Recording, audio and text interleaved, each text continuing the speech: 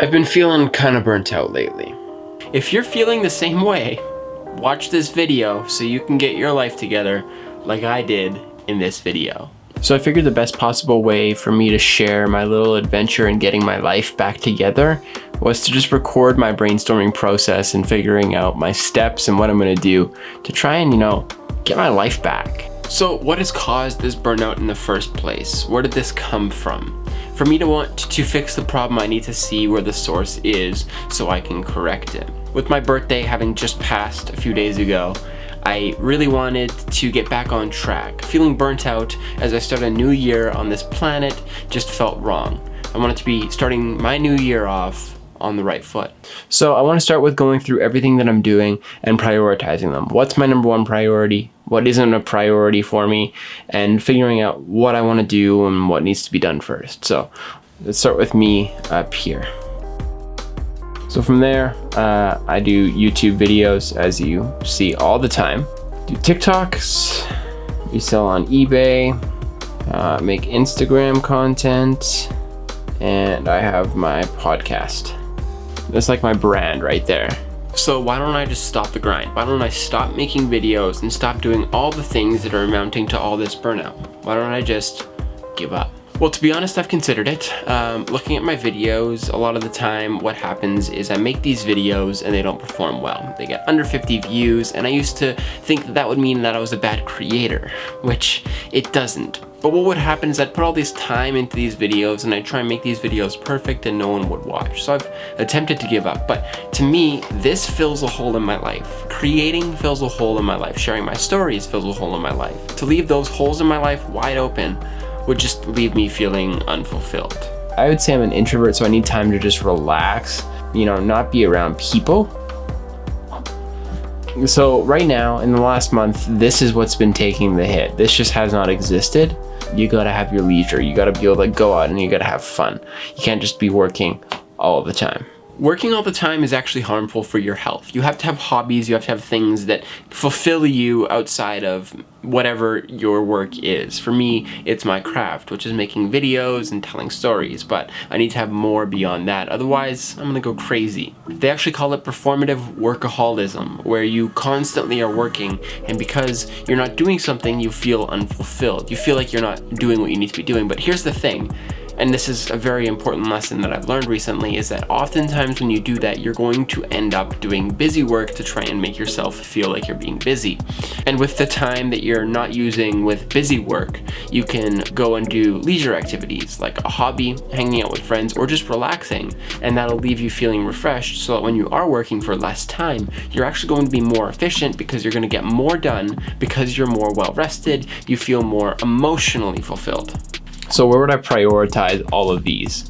It isn't always should be my YouTube videos. Recently reading somewhere where someone said that your most successful platform should be the one you're putting the most time into. My most successful platform is TikTok. I should be devoting a lot more time to that. I've uploaded a few TikToks this month. It hasn't been consistent at all, so I need to get back onto that for sure. So number 2 should be TikTok in my eyes. In one of the YouTube groups I'm in, they were asking about what problem I solve on YouTube, and that took me a while to figure out. But I realized that these lessons that I'm learning in my life, sharing my own actions and my own activities through life and the lessons I'm learning, are what my story is, what the problem I'm solving is. I'm helping people to live vicariously through me, to learn lessons that they wouldn't have otherwise learned if they weren't putting themselves in situations that I'm putting myself in. That's the problem I'm solving. So then we have Instagram, podcast, and eBay left. Podcast is something I kind of do for fun. I'm not someone, I enjoy talking about content creation, but I'm not like a by trade, by like everything in my being, like content creator. Like I love creating content, but it's not like my be all and end all, I guess. There is more to my character than creating content. So the podcast is something I do for fun, so I don't think that would be my number 3. Instagram, I've came to the realization this month that I'm not a photographer. Like, I like telling stories. I'm a storyteller. I wouldn't say I'm a videographer. I wouldn't say I'm a photographer. I wouldn't say I'm a content creator even. I'm a storyteller. But because my photos, it's not like my big passion, I just haven't been uploading to Instagram at all. I honestly would say that eBay would be next because it's an income source for me. And then I'd probably say podcast and then Instagram. So priority-wise, you can set as many priorities as you want, but if your own mental health and well-being isn't at number one, none of them are ever going to be number one priority on your work priority list. Leisure and relaxing should always be a number one priority. You shouldn't always be working. As much as it might feel fulfilling, you're gonna burn out. And burnout is probably one of the worst things that you can have happen to you because it brings you to be absolutely unproductive. So leisure, fun, hobbies, friends, that should be number one on everyone's priority list, no questions asked. If you burn out, if you have issues where you're constantly working and you never have any leisure, guess what? You're not gonna enjoy your life very much, and I can't have that.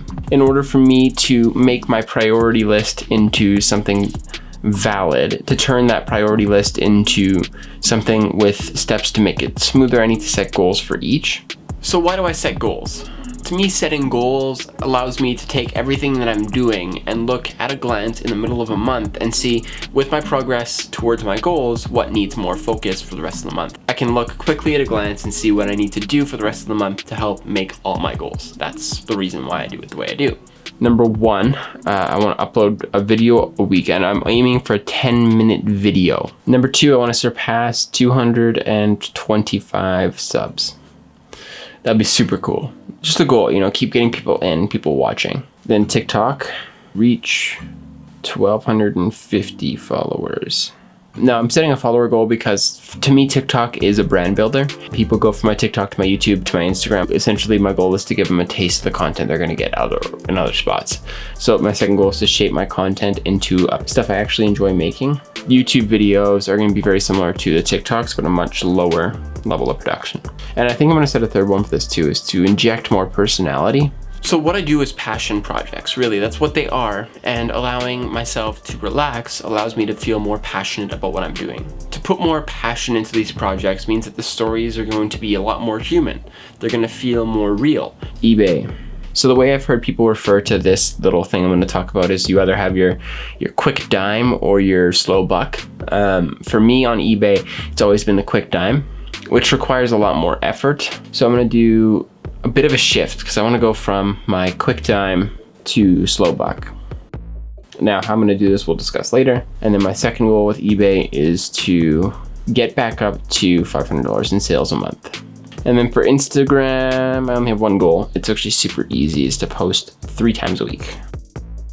So why would you set goals if you don't have a plan to hit them? The way I see it, I believe very strongly in the law of attraction, where you believe something can come true and you work every bit of your life to make it a reality. Because the way I create my goals, I then come up with a plan, and that plan makes me believe that it's possible that I can get there. And so I believe that I can attract things more once I set these plans, because I can visualize and see how it's possible that I'm going to get there. So to me, planning and coming up with a detailed plan, whether it works or not, to meet my goals is essential in believing that they're going to even get done. How am I gonna make this shit happen? So my YouTube strategy, I need to work through my process better. Right now, my YouTube process, essentially what it is I have like a basic template built of what I am making. That basic template does wonders, but my process is, your process isn't just a template. Having a process that accounts for different steps is what I need to build, and a process that'll allow me to work better, but also smarter and faster. And listen, these videos are like my babies. I build them and produce them in such a way that I'm very proud of. Building my process out is the only way that I can become better at what I'm doing. Spending more time editing and trying to construct my story in the edit room versus actually having a story to tell in the first place means I'm spending less time coming up with creative ideas. I need to be better about spending more time in the beginning coming up with the idea, so that at the end, when I'm editing the video together, I'm not trying to still construct a story out of what I filmed. I should be going into filming a video knowing exactly what my plan is, what my goal is, and spending more time planning versus editing. The story is really made in the plan, and I just spoke about planning my goals. I'm really bad at planning my videos, so I need to dedicate that time in editing to building my process out in planning. TikTok, my unrealistic goal has always been that I want to upload like once a day, right? And you notice here that I don't have that here. I want to upload 3 times a week because that will allow me to construct much better stories. So then into that, I have eBay. I need to research products. So I've kind of already done this. Pokemon cards is going to be the way to go, as well as high ball, high ticket, whatever games, and dedicating more time to product sourcing. So the biggest and easiest way for me to do this is to spend a lot of time this month doing product research. Ideally, at least one evening a week should be devoted entirely to just product research and seeing what sells on eBay and what doesn't. For the podcast, pre-scheduling and planning and pre-recording and all that. To make my Instagram content work, same thing. Pre-post. And then obviously if anything comes up, I can inject, I love that word, content real time, and just overwrite scheduled posts, but scheduling posts is going to be huge for that too. All right, so I feel a little bit more on track here. Now knowing that I have time here that I can it's a bit more flexible. How am I gonna schedule this? So my scheduling for everything has been way off, and that's been where my burnout has been coming from. I know it for a fact. The reason is I'm trying to do all 5 things every night of the week versus just taking one day a week and doing one of the projects.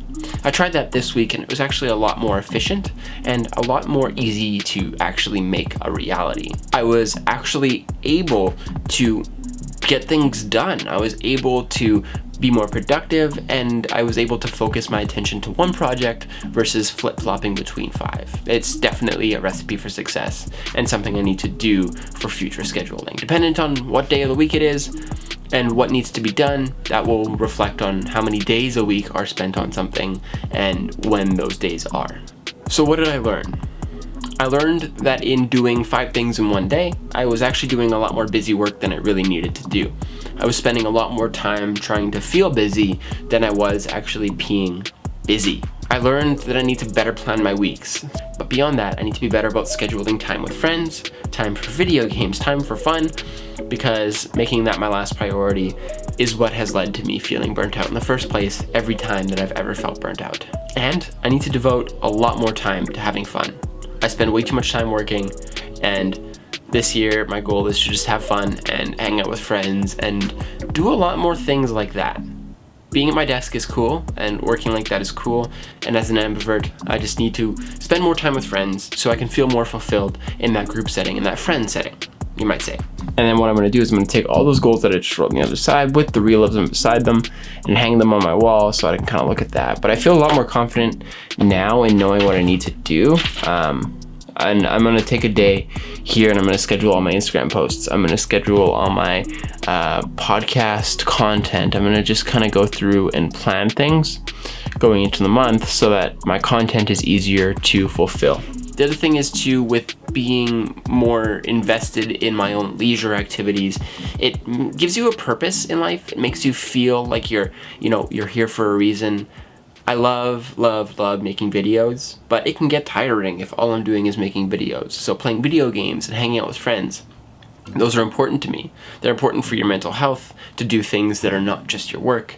They're important for you to build better relationships with friends, and they're important for you to feel fulfilled. Plus, they give you memories to look back on in life, and at the end of your life, do you really want to have something to look back on? I'm sure you do. I'm sure I do. So keep that in mind.